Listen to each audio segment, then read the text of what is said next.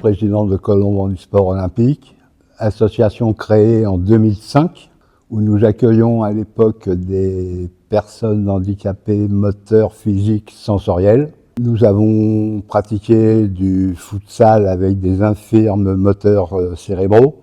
Ensuite, nous avons accueilli des déficientes visuelles en patinage artistique à la patinoire de Colombe. En 2010, j'ai repris une association existante, Manifeste-toi, qui accueillait des personnes déficientes intellectuelles et handicapées psychiques. Nous pratiquons le basket, le foot à 7 et le tennis de table, avec plusieurs compétitions, championnat régional de basket, avec la Fédération de sport adapté.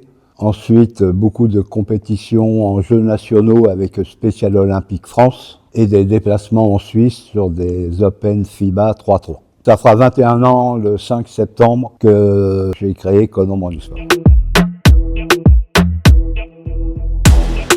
Connaissant au départ, moi, le handisport par le biais de mon beau-fils, j'ai appris beaucoup plus de choses avec le sport adapté, au niveau mentalité, au niveau accueil, encadrement, sachant que actuellement j'en ai 25. Ils n'ont pas tous le même handicap.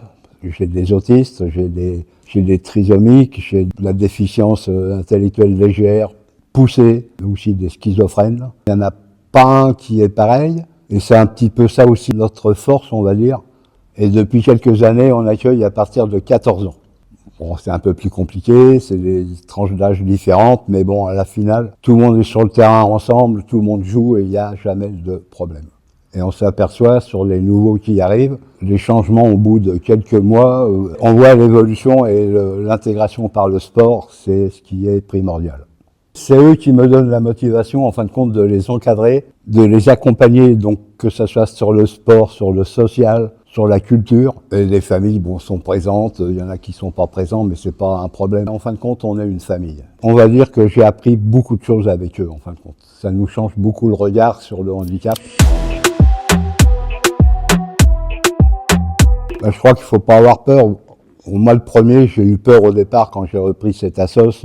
Le handicap mental et psychique nous fait un peu reculer, l'appréhension. Et en fin de compte, je crois que c'est une question de bonne volonté, de vouloir. Et après, tout se fait naturellement, sans problème. Je crois que la porte est grande ouverte au public valide pour encadrer ces jeunes qui ont besoin quand même d'encadrement. C'est des moments magiques en fin de compte.